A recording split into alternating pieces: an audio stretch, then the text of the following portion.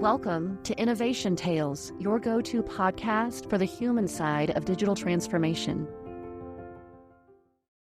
Hello, and welcome to a new episode of Innovation Tales. What do you feel when you think about the last time you had to contact a vendor by phone? Hopefully it was a pleasant experience, but chances are at least some of you were not so lucky. Whether due to disconnected transfers, loss of context, or insufficient agent training, it can get very frustrating. You may even wonder, are they doing it on purpose? Stick around for this unique opportunity to look at the experience from the other side. What challenges do organizations face in today's hyper-connected landscape? And what are the human factors involved? We'll start with a story inspired from my own experience. Afterwards, we'll take a few minutes as usual to define some key terms specific to contact centers. And we'll finish with a discussion of strategies that might be useful to consider if you decide to embark on a customer experience initiative of your own. As a disclaimer, the story in today's episode is inspired by real events, but to protect the privacy of the individuals involved and honor confidentiality agreements, it is not an accurate description of any one organization. Rather, I've combined several projects into a fictitious tale with dramatic elements designed to illustrate today's topic. So, any resemblance to actual persons or events is purely coincidental. Echoes of Innovation. Our story begins at a corporate retreat taking place at a beautiful chalet in the mountains. Because, of course, nothing says effective strategic planning like a breathtaking view. The spacious dining room had been turned into a makeshift boardroom for a group of executives. They ran a mid-sized e-commerce company and had come together to plan their strategy for the next 2 years. They had all cleared their schedules for the next 5 days and stepped away from their daily work to focus on the bigger picture. The hero of our story is Zoe, the head of customer service. Imagine someone who is always the first one to arrive and the last one to leave, driven by a deep commitment to her team and her work. Zoe was the kind of leader who knew every agent's name, remembered their kid's birthday, and even had a framed customer-first motto on her desk. I had been working closely with her as a consultant, helping to tackle the challenges faced by her team. She saw this retreat as an opportunity to look into the bigger issues affecting the whole company. The first 2 days had gone smoothly, but by day 3 the clock was ticking and the mood had started to change. The IT roadmap was up for discussion and tensions had risen over the priorities. When Zoe thought back to that meeting, she told me how the atmosphere had become tense. The stakes were high and she knew she had to make her point clearly. So she spoke up, drawing everyone's attention to some troubling data. Despite all the resources they had poured into customer initiatives, the numbers were showing that customer churn was still rising. More than 10% of their customers had switched to competitors. And if they didn't double down on improving customer experience, Zoe warned, they could lose even more. It was a turning point, she could see it, but would the others? We've already poured plenty of resources into customer satisfaction, argued Diego. The head of marketing was the kind of guy who always had a fresh cup of coffee in his hand, strong, black, no sugar, and half a dozen reports under his arm. He was an optimist who believed that every campaign had the potential to be the one. But experience had taught him to be cautious. He reminded the team how the recent 360-degree view project hadn't delivered what they had hoped for, and when that initiative fell short of expectations, it only strengthened his belief that real growth lay elsewhere. As the discussion went on, it became clear they were stuck. Zoe was firm that the wrong marketing approach could harm the brand and confuse both new prospects and existing customers. But for his part, Diego doubted that they could improve the customer experience without spending a lot more money. Their different views highlighted the growing divide among the executives, setting the stage for the challenges ahead. As Diego's words echoed in her mind, Zoe couldn't help but think back to the early days of the 360-degree view project. Wasn't this supposed to be the solution they needed? A way to give agents a complete view of the customer so that they could resolve issues faster and more effectively. The clock had been ticking for months, and everyone was eager to see results. But as soon as the feature went live, cracks began to show. Instead of speeding things up, it was actually slowing everything down. Agents were buried under a flood of data, scrambling to make sense of it all, while customers waited impatiently on the line. Every extra second felt like an eternity. This wasn't just a setback. It was a serious problem that was starting to impact the bottom line. Zoe had pushed hard for this project, convinced this was the right move. But as the days went by and handling times kept climbing, she began to question whether her drive to innovate had blinded her to the practical realities faced by her team. They weren't just numbers on the screen. There were real moments of frustration for the agents and their customers. The pressure was on, and Zoe knew she had to find a way to turn things around, and fast. So how do you really gauge the effectiveness of a customer service team? Well, it all boils down to a few key metrics. Customer satisfaction is measured through surveys sent out after some of the interactions. The time it takes to handle a call, that's average handling time, a key metric of agent productivity. And then there is first contact resolution, which measures how often a customer issue is resolved on the first interaction. It's a major factor in reducing customer frustration. Now imagine being an agent just starting out. It's a long way to proficiency. First there's formal training, and then a few weeks of mentorship where new agents shadow veterans to learn the tricks of the trade. Then they move on to handling written customer requests, emails, contact forms, the occasional snail mail. Once they get the hang of that, they move on to the next challenge, live calls. This is where the pressure really ramps up. Call centers are loud, fast-paced environments where every second counts. Zoe knew the challenges her team faced inside and out. She'd been with the company since the beginning, and it was always a struggle to keep a pleasant tone with angry customers, especially when the internal systems seemed to work against them. The constant churn of employees was something that she brought up often. This job was tough, and many agents just couldn't handle the pressure for long. The biggest headache? Customers would often reach out to Zoe's team for problems that they couldn't even fix. For example, when a new customer would hit a snag attempting to create an account on the website, they would call customer service. But that system was managed by the sales department, so all her agents could really do was to provide generic advice before passing the problem along to sales. You can imagine how frustrating this was for everyone involved. And then there was outbound marketing. This was the classic strategy. Send out as many promotions as you can and hope that something sticks. The marketing department swore by it as a way to bring in new prospects and win back old customers. But when the inevitable issues cropped up, the calls landed squarely in Zoe's department. And as she explained to me, without access to the campaign details, her agents were left scrabbling for answers. Before we go any further, let's consider Diego's perspective. As the newest member of the executive team, he was brought in for his marketing expertise, with the goal of driving revenue and expand the company's reach. Diego believed that outbound marketing was the key to achieving that. He saw that as a powerful tool to reach new customers, and he was determined to make it work. Diego wasn't naive, though. At his last company, a similar campaign had struggled, conversion rates didn't live up to expectations, and had to work really hard to rebuild customer trust. But he saw as valuable insight. He acknowledged Zoe's concerns, but was committed to refining the approach, rather than abandoning it. In my conversations with Diego, we explored various approaches, but he always circled back to outbound marketing. For him, it wasn't just about the numbers. It was about scale, reaching new customers, and driving real growth. Yes, the stakes were high, but Diego was confident that if done right, this approach would succeed. Diego's concerns were part of a larger, ongoing struggle within the company. As the retreat approached, Zoe and I had a number of in-depth discussions about the obstacles that her team was up against. The 360-degree view project hadn't quite hit the mark. In fact, it was the main reason I had been invited to assist, to help them harness the full potential of their CRM, their customer relationship management system.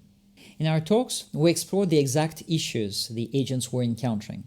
The new feature was supposed to streamline their work, but instead had overwhelmed them. So was there a way to lighten their load? We began considering options like automating the data analysis and guiding the agents with recommended actions. At the same time, something else was still missing. The 360-degree view had pulled together customer data, but critical elements like marketing campaign details were still out of reach. How much longer could they go before addressing that gap? Zoe was realistic about the challenges ahead. She knew resources were tight and IT projects had a habit of dragging on. She would have to choose. Would it be integration with marketing data or automating the processes that were bogging down her team? Back in the boardroom, tensions reached their peak. I wasn't there to see it firsthand, but from what Zoe later told me, the atmosphere had become supercharged. Diego and she were deep in debate. He was convinced that outbound marketing was key to driving revenue, while she was equally firm that automating the agent experience was crucial to address the customer satisfaction issue. It wasn't a sudden revelation, but rather a gradual shift in Zoe's thinking. Could there be a way to satisfy them both? Eventually, the idea took shape, a way to bridge the gap between their priorities. By configuring the CRM to include marketing data in its recommendations, agents could offer relevant promotions during customer interactions. A win-win, right? Diego recognized the potential of this approach, but I can only imagine the questions running through his mind. Would this really work? Could he trust a shift in strategy? A full pivot away from outbound marketing wasn't something that he was ready to commit to, but a pilot, a small-scale test, gave him the chance to explore the idea without risking everything. The next 2 years brought a noticeable shift in the company's pace. Decisions taken at the retreat quickly turned into actions. Getting the inbound marketing pilot up and running wasn't without its challenges. The initial rollout hit a few bumps, technical glitches, misaligned processes, and the inevitable pushback from those wary of change. Still, in just 3 months it was live. They weren't just talking about change, they were making it happen. The results? You've probably guessed by now that both customer satisfaction and conversion rates went up. The early challenges did not disappear overnight, but progress was undeniable. Zoe and Diego knew they couldn't stop there. So they joined forces, pushed for a broader rollout, and scaled the initiative across the entire company. IT was now busier than ever. Resources once dedicated to outbound marketing were redirected to this new collaboration. But there was an even bigger ripple effect. Other departments took notice, and soon there was half a dozen integration projects all vying for attention. As momentum continued to build, the head of sales recognized the value of expanding the initiative. He introduced inbound marketing to the web channel, reaching customers where they were. But the biggest leap came when he partnered with Zoe to upgrade the site's chat feature.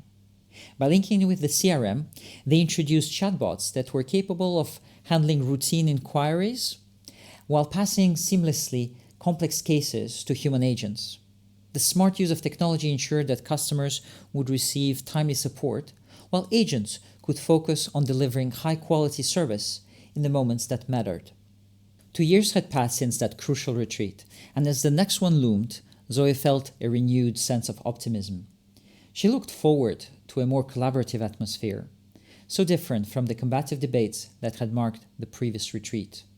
When we spoke, she reflected on those tense moments and how the progress they'd made since then had brought the team of executives closer together. In the days leading up to the retreat, Zoe found time between her many responsibilities to work on her presentation. She highlighted the concrete results the company had achieved: improved customer satisfaction, reduced average handling times, and a boost in first contact resolution. The data was compelling, but as she was wrapping up the slides, a new thought crept in. What's next? We had discussed how many organizations were starting to explore use cases for artificial intelligence, looking at ways to further automate processes and even offer proactive service. Zoe felt a mix of excitement and anticipation. This chapter was closing, and the next one would begin soon. But that, as they say, is a story for another time. We'll define the key terms specific to contact centers in the next segment, and then we'll focus on practical advice. But before we move on, if you found this tale of innovation valuable, please like and subscribe to help us grow our audience. Blueprints of Innovation. All right, let's try to keep this segment brief and focus on defining the terms that are specific to contact centers that I've mentioned in the previous segment. And a good place to start would naturally be the Customer Relationship Management System, the CRM. Traditionally, this would be just a database of customers, their accounts, personal business accounts, history of orders, and so on. In modern times, a CRM is often a system that goes beyond that and helps with managing the interactions with customers by, for example, bringing the interactions, regardless of the channel that they come through, to the same point for resolution. So it's very desirable for an organization that wants to provide a consistent customer experience to have some sort of common processes and systems for inquiries that might come through phone or a mobile app or email or chat, so that customers don't end up having to jump through hoops because maybe one type of request can be done on one channel, but on another channel they get a different response, and that of course creates confusion and frustration. So some CRM vendors, like Pega, might refer to this as an omni-channel service capability. The other term I've mentioned that is very popular nowadays with CRM implementations is proactive service. So what is that? Organizations may desire to acquire this capability when they are trying to develop the relationship that they have with their customers, moving away from pure transactions and demonstrating to their customers that they understand their needs to a point where they can even predict what is the reason for the customer contacting the organization. So in the case of the Pega CRM, the functionality that enables this kind of proactive service is called Next Best Action. And it uses all of the data available about the customer, such as their interaction history, to propose a set of actions that would be relevant to the customer. And for the customer, it's a very good experience. It's very personalized. It means that the organization is able, regardless of the channel, to make offers that are specific and relevant to their circumstance, such as a promotion offer, for example. Innovator's Playbook. All right, so what are the takeaways from today's story? Well, for starters, let's talk about the 360-degree view. I would advise that bringing all of the data about a customer and their products together in one place like the CRM is a very good idea. It's necessary, but it's no longer sufficient. With the proliferation of self-service channels and also the changing expectations from customers to have immediate resolution most of the time, automation is key in order to make sense of the data that an organization might have available about their customers. Additionally, I would advise against assigning ownership to the various channels to specific departments like it could have been the case in the past. It's not a good idea for sales to own the website. It's not a good idea for marketing to own the outbound email channel. It's not a good idea for the contact center to be solely responsible for incoming phone calls.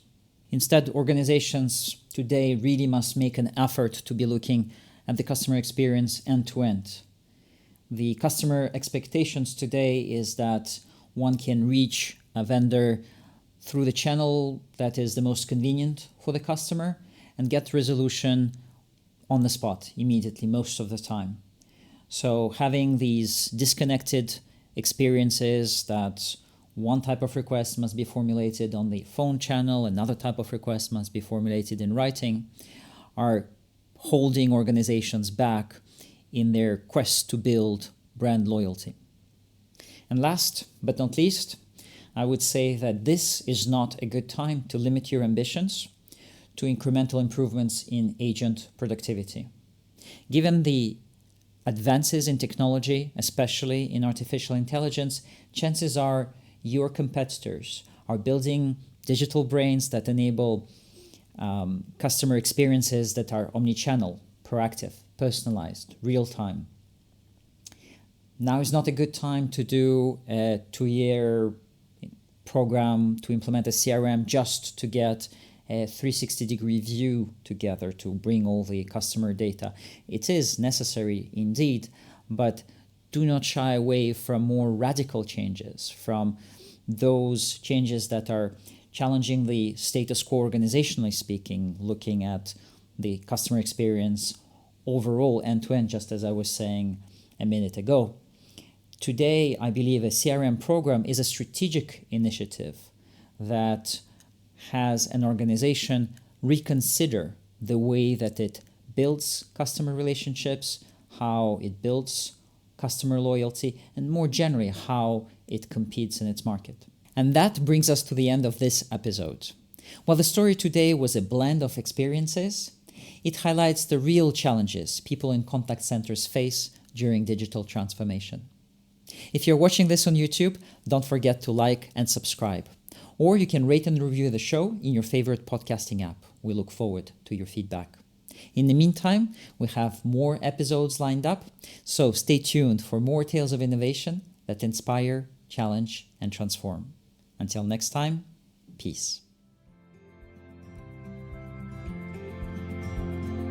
Thanks for tuning in to Innovation Tales.